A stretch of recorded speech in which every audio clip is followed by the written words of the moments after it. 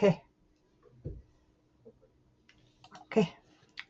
So hello everybody and welcome to the 7-day to successful weight loss bootcamp to free yourself from emotional eating and learn what all it takes to successfully lose weight and eventually keep it off for the long run, because that's really the purpose. Losing weight is easy. Millions of people do it every day.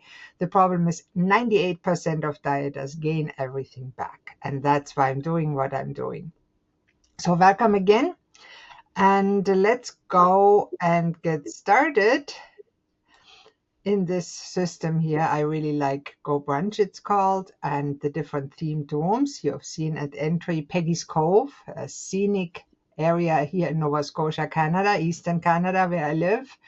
And every time I go there, I just love it. And one evening I turned around on the way home and I saw the scenery that you saw on arrival in the haven, as I call it, the main room. And I couldn't help but take my camera, flash a picture, and it's my favorite picture of all. All right, let's get started with the bootcamp. I'm sharing my screen, and hopefully, yeah, there is the course that you all have access to in the online community. If you didn't make it in, send me an email to support@drchristine.com and we'll help you to get in. You got links by email.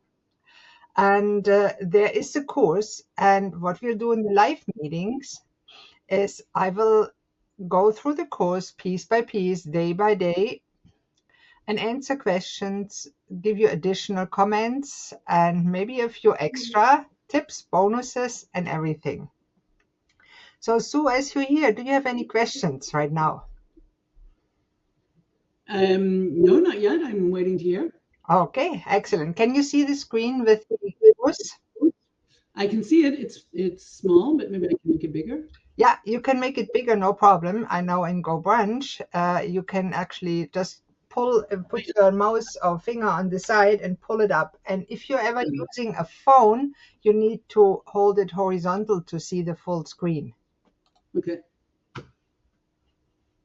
Works? Okay. Yes. Excellent. So, welcome to your new life. And let's go. And as always, there's a medical disclaimer, because everything I say, since I don't know you personally, unless you work with me individually, I cannot guarantee anything. It's educational. Please, if you have any health conditions, anything, ask your individual healthcare provider. And it's important because you know yourself best, and no one knows yours best, how you feel and what is best for you. So before you just blindly follow any instructions, not just mine, please listen to yourself, your body, your intuition. And if you have doubts, ask your healthcare provider that you trust. And as physicians, and I worked as a physician, as a practicing physician in Germany for many years, I always saw myself as a trusted advisor, not somebody that tells you what to do. It's always the choice of the patient, the person on the other end. It's your choice what you do with your life. And I think that's an important thing to remember. Let me see. Okay, let's get started. The 7-day bootcamp or challenge uses intermittent fasting as a method to lose weight fast. Now, have you already used intermittent fasting, Sue? Yeah, this year. Okay, how did it work for you? But it worked until I went to a country in Ramadan, and then I was backwards. Okay. Yeah, the thing with intermittent fasting is it does work. Many people that I talk to either get distracted from the time or they use it too rigidly. And our body is not made for rigidity. Our body is made to be flexible. And any diet, if you keep the diet up, it will eventually notice, oh, I'm on a diet. I'm not getting enough food. There is no abundance here. And it will pull you into what we call starvation mode. That means it will downturn your metabolism, and with the same amount of food, you will no longer lose weight. And that's why I usually recommend, what has worked for me, to do intermittent fasting for limited periods of time. As soon as you notice it doesn't work, well, just go on a reasonable food diet, and I'll teach you what that means. And also then do intermittent fasting again later on. And in the meantime, between periods of intermittent fasting to drop weight fast, practice not regaining, which is the harder part. Honestly, anybody can lose weight. We all will lose weight eventually. Just look at the skeletons in the at some point we all lost every weight. But that's not the goal here, of course. In the end, it's not really about weight loss, right? Do you know why you want to lose weight? For health? Yeah, people say for health. Now, health is often not enough motivation because the health benefits of losing weight are so far in the future that eating the cookie right now is much more tempting than feeling good in old age, right? And that's exactly why so many periods fail. And in my longer program, I teach exactly how to do it. Now, why am I a fan on intermittent fasting and why does it make sense? Of course, it's scientifically validated. And what I like, it's based on ancestral eating. Because when you think about it, how did we eat 10,000, 100,000 years ago when we lived in caves like my little couple here? Did we have enough to eat every day? No. No, we didn't. When did we eat? When we had food. When we had food. How did we get the food? When shopping. Yeah, right. 100,000 years ago. Not quite. No. We either went out in the woods and were hunters and gatherers. So we either harvested animal products like honey, eggs, maggots, whatever, or we found roots, tubers, and herbs, whatever was there to eat, and fruit. And let me ask you, were they available all day, all season, all year? Nope. What happened when there was no food? We couldn't find any food in a day. We didn't eat. We didn't eat. And what happened when we didn't eat? No. What do you think? 10,000 years ago, 100,000 years ago, when people couldn't go out and there was no food. They were hungry. They were hungry. And then let's draw that out. When people don't have food, we call that starvation, right? It's involuntary fasting. If you have no food, you can't eat. So you starve. And when you starve, you lose weight, of course. When you starve long enough, you die. And sadly, there's people in this world that still do that. And we don't want to do that. So the difference between fasting and starvation, what would you say so that could be? It's choice. Yeah, it's by choice, exactly. By fasting, we choose to not eat for a certain time, which of course is a much nicer way of not eating than if you have to be scared that starvation period will never end. And that is an existential threat. And you can also see how our brain, over the 100,000 years of living with the real threat that there was no food, triggered in our amygdala, the fight and flight and fear areas of the brain. Whenever you don't eat, it says, oh my God, I may starve, I may die. So it's very important to address hunger, appetite at a visceral, at a brain level, at an emotional level also, not just with a diet. And that's the main reason why most diets fail. Because our brain is still 100,000 years ago. The evolution doesn't go that fast. We only had food available in abundance for the last 100, maybe 200 years. So our brain, when it sees food, it says, oh my God, I have to eat, there's food, so I don't starve. So that's a real survival thing. And the people that utilize the food the best, that assimilate the food the best, that digest the best, and that's the one that say, oh, I have to just look at food and I gain weight. I'm one of them. It's an evolutionary advantage because in times of real starvation 100,000 years ago, we would have survived it. And these days, it's very easy where there's food in abundance to give in to that starvation mode of the brain and eat, right? And that's really, I think it's important to realize that overeating is not because you're a weak person or you fail or you're just not a good person or whatever. It is because it's built in our brain. And people that are overweight in our current time are those people that have the most likelihood to survive prolonged periods of starvation years ago. So in kind of you're advantaged when you're obese or overweight.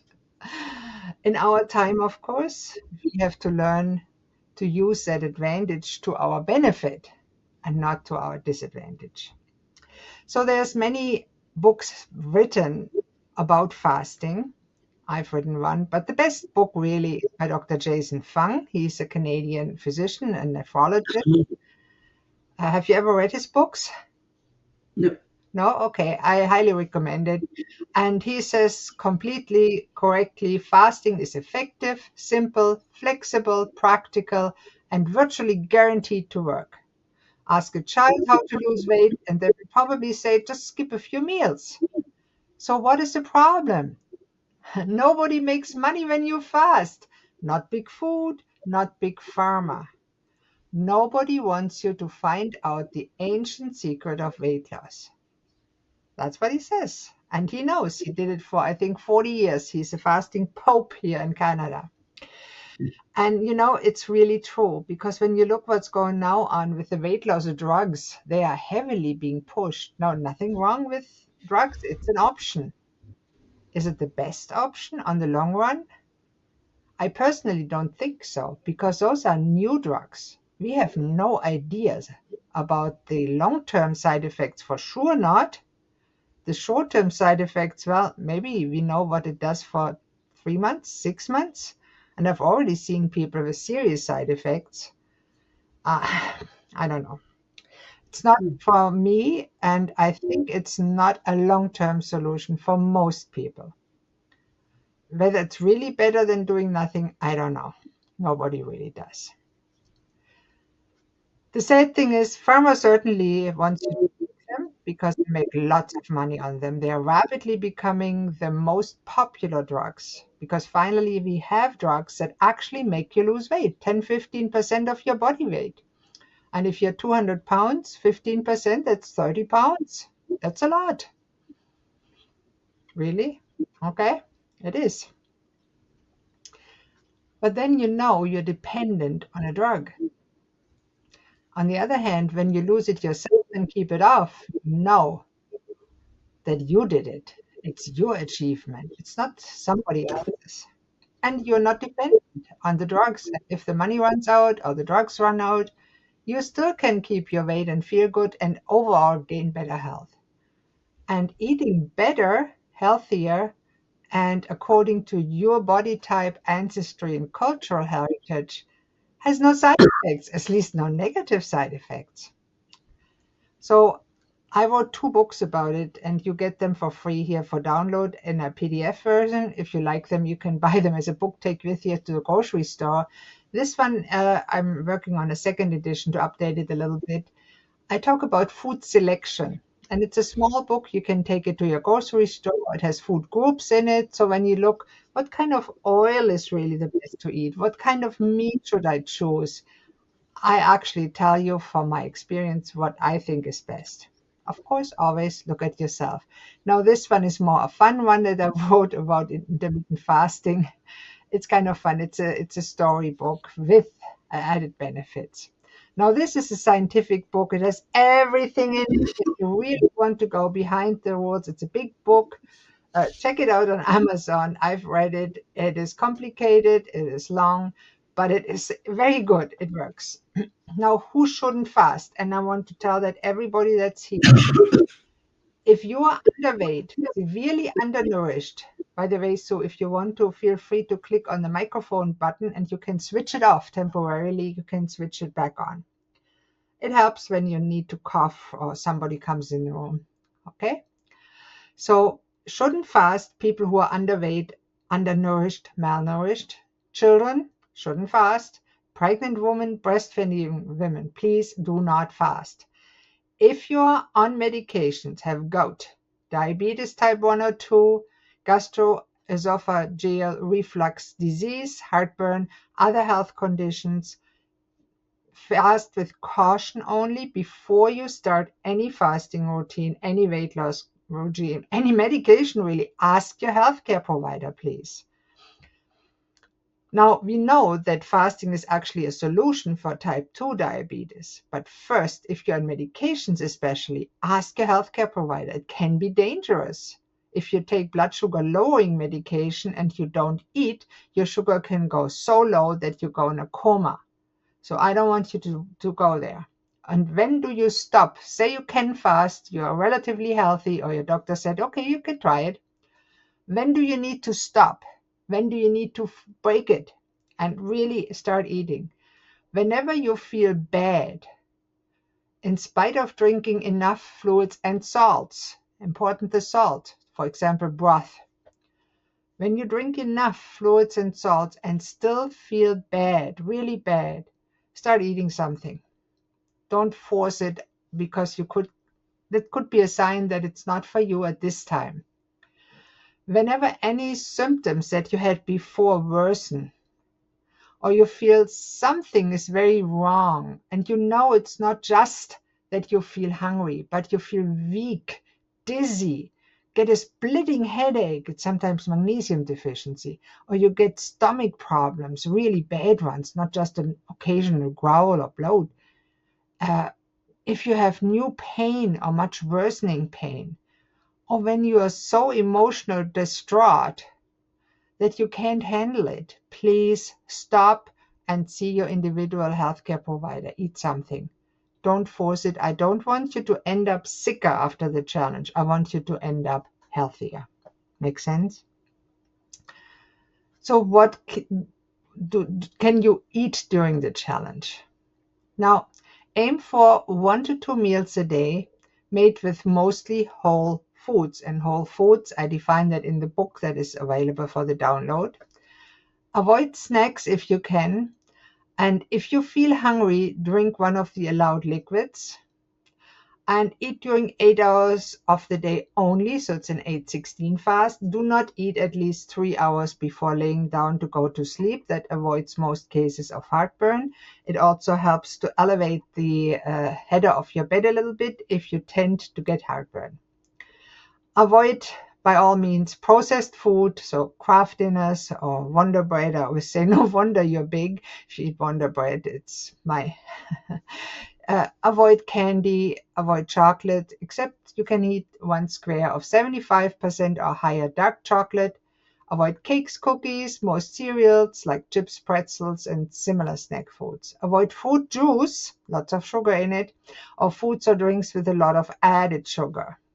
And here's a list for other names of sugar so you can check, because you will be surprised what all is called sugar or not sugar. Okay, what can you drink during the challenge? Please drink 2 to 3 liters, which is 8 to 12 cups a day. Water, sparkling or not, doesn't matter. Bit of lemon juice for flavor is fine. I added some tart cherry juice sometimes, just a little bit for flavor. Any kind of tea, coffee, bone broth, or other broth. You need salt. It's very important. Add sea salt or regular salt, whatever. Always have enough salt. And you know that you're drinking enough when you pee and you see that your urine is a light yellow, the color of straw most of the day. not in the morning necessarily, but you need to pee at least 4 to 5 times a day. It's very important to drink enough because your metabolism is working, it's breaking down fat. The metabolites, the breakdown products, have to be flushed out of your system. You need to pee. You get sick if you don't. Do you need supplements? Well, I talk about the nutrient symphony. That's my concept for optimal health and well being. Is it possible to eat a perfect diet? Of course not. The word diet actually comes from the Greek and means lifestyle. Now we all eat differently. We all have cultural backgrounds. There's a great video on YouTube, a TEDx talk, The Best Diet for Humans. I think I have it actually in the course. There's orthomolecular medicine. I studied that. It's about supplement, and I actually help people around putting together supplement regimens. A quick tip for occasional constipation relief: what really works is magnesium in a citrate or oxide form plus vitamin C, and you can safely increase the dosage to what we call bowel tolerance. It means when you get the stool gets loose or you get diarrhea, well, you're at the bowel tolerance border, you might taper it down a little bit. As long as you have normal kidney function, you cannot overdose vitamin C and magnesium. You will get diarrhea as a side effect, and you know you had enough. All right. Where can you get support? The best way to contact me is by email. The WhatsApp number is now different, and I'll tell you actually in the challenge. I think in the challenge it's different. And after the challenge, email is always good. But if you have an emergency, please go to your emergency room. And before I end up, please use the tips. They're quite helpful. And here's the support email and the Facebook group. I don't use it much. Any other questions?